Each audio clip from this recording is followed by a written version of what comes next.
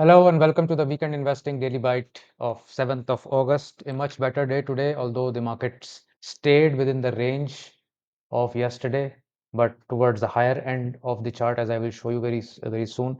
Today's movement is, while it is not, you can't say that, the markets really took off in a very big way, but very reassuring that sectors that were getting hammered uh, were were stable today, and there was no sort of panic during the day. So market opened with a good gap and then stayed virtually uh,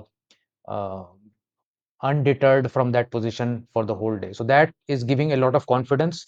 It seems also that a lot of panic sellers of two kinds that are always there. First of all, people who will put their funds for redemption. So Monday, when market cracked, people may have panicked and asked for redemptions, which the funds would have sold the next day. That is one kind of selling pressure that comes on the second day. And then, a lot of FNO traders who fight till the end of the first day when falling, long traders, unable to give margins, the brokers cut their positions the next day. Those pressures are also get taken off. So usually it takes about 2 days for the very immediate pressures to be taken off the system. And from third day onwards, either the markets will stabilize and start to inch up, or if there is continued selling pressure, then the subsequent fall happens. So today I was happy to see that at least the previous 2 days low was not breached, and we stayed towards the higher end of the spectrum. There is a new real estate taxation amendment, but there are two very delicate nuances to it, and we will talk about these amendments towards the second half of this video. Please subscribe to the channel if you haven't so far, and click on the bell notification to get the new videos. So where is the market headed? So you can see here that while last 2 days were extremely tentative, look like we are losing the grip. Today's session was still, I would say, very reassuring. Closed at much higher than the previous two sessions, plus 1.2% on the Nifty. Took support at the 40 DMA, uh, which is a good point to take support from at earlier occasions also. And the crossing of these highs now will sort of be the first uh, indication that the market is indeed strong, or we may spend more time consolidating here. Um, Break of today's low also will be a bit weak going forward. So in the coming sessions, today's low also should not get. That is the cue for long-term long-only traders. Nifty Next 50 has also returned to the 40 DMA, although it's not yet broken it. But a good session, I would say, very near the two-day high at 72,400. Not so far also from this covering of this gap. A good session overall in Nifty Junior, plus 3% on Nifty Junior. On Nifty Mid Cap also, we are very near the average of 40 DMA. Um, not much difference between the open and the close. As I mentioned, the market remained largely stable after a brief dip, 2.2% up on the mid cap index also. And the small caps also closing very near the highs of the previous two sessions, a bit below 40 DMA, uh, but still in this entire range that has been established before, plus 2.39% on small caps. And Bank Nifty inside day, completely inside day, at maintaining 50,000 on the closing basis at 0.75%, a bit farther away from the 40 DMA and a bit farther away also from its all-time high. So Bank Nifty is not the leading indicator as of now. Nifty, a lot of green today, but oil is the one which is boiling. ONGC up 7.5%, Coal India up 6.3%. You had BPCL go up, you had Oil India go up.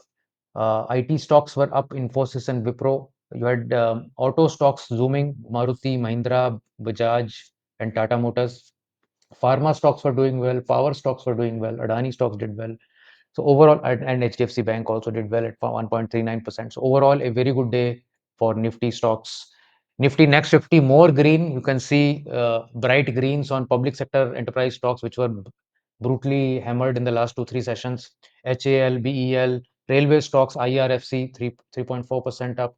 You had Zomato 6.6% up, IOC, as I was mentioning, 3% up, and FMCG stocks, Marico, Kolpal, Godrej CP, all up. So GAIL 4.5% up, and you also had PFC, RFC, REC doing quite well. So real estate stocks on the back of this new development also up. Overall, a very good day from a Nifty Next 50 uh, basis also. Here you can see public sector enterprise stocks 3.9% up in a single day. It is pointing towards some short-term bottom on these stocks. Metals also up 2.7%, commodities up 2.2%, pharma up 2.2%, energy up 2.2%, real estate up 1.8%. I would have expected more on this, but 1.8% here, autos 1.7%, infra 1.6, IT 1.5, and so on and so forth. Private banks were the least impacted. The week still remains red, but a good recovery from a one-day perspective on the markets. Here you can see public sector enterprise stocks have virtually bounced from this support and is now very close to the two-day high, similar to where Nifty is 3.9% on that index. Oil and gas is already into the gap. So the oil and gas is probably the strongest of many of the sector charts where the closing has moved into this gap higher than the two-day highs, which is always a very good sign after a sharp drop, 3% up on that. In the stocks spotlight, Tejas network was up remarkably, 12.1%. You can see the last two sessions are way below, and now it has almost gone to a weekly high and not so far from an all-time high also. So very, very fast recovery in Tejas network on that session.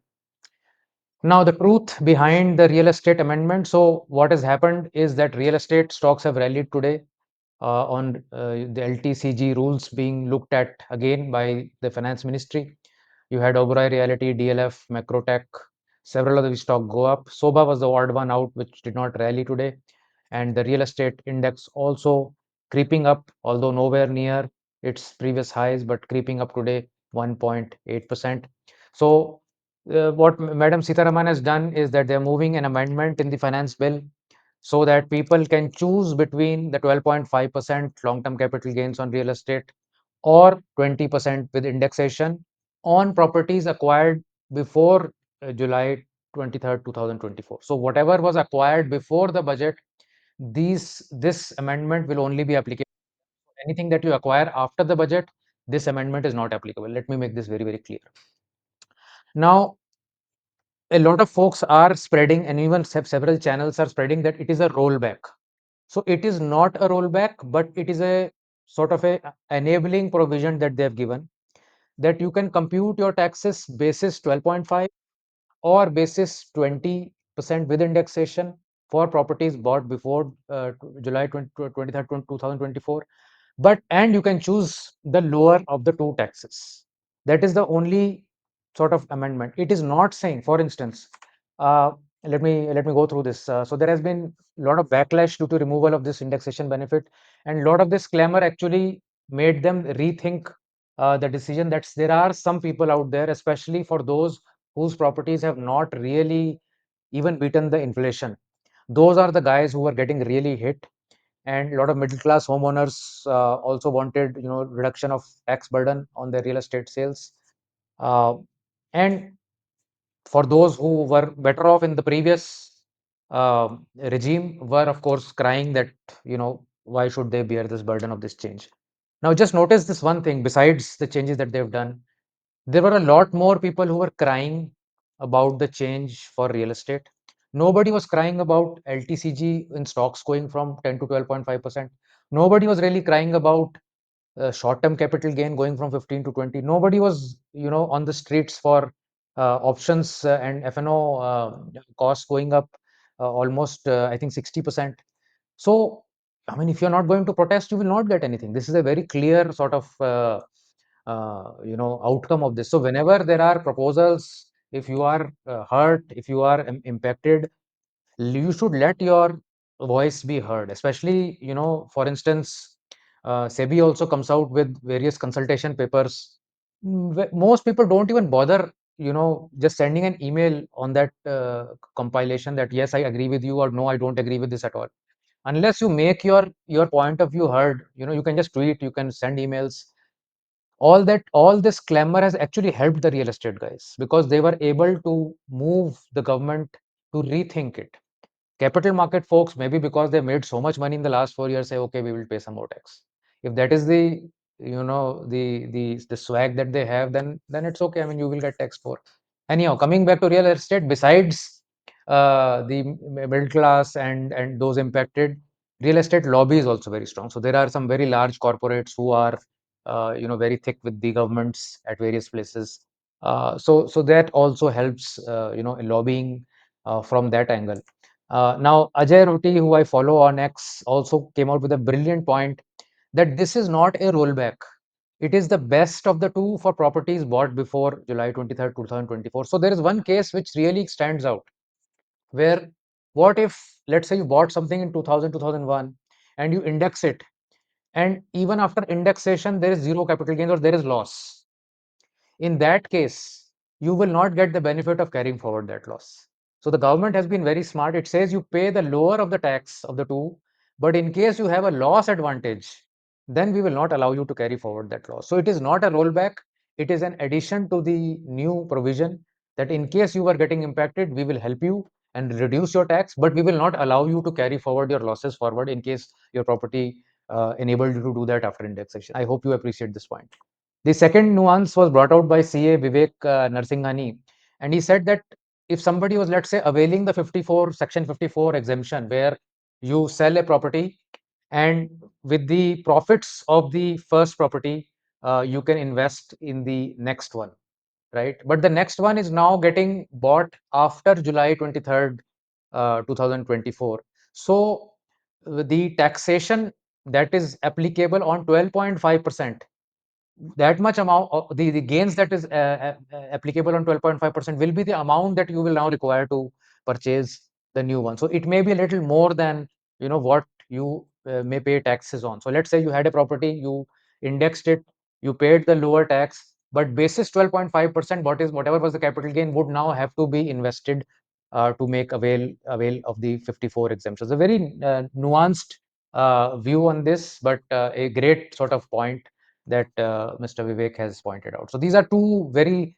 nuanced outcomes of this change. I think overall, it must be appreciated that the government actually has listened to people and has provided this additional provision, where if somebody was impacted, they would not now feel so agitated about this change. So if the right noises are made, the government does listen, and that is the the extract that I take out from this episode on this. What are your thoughts on this amendment and on this content? Please do let us know. We will be waiting for your comments, and thank you so much for watching. Bye bye.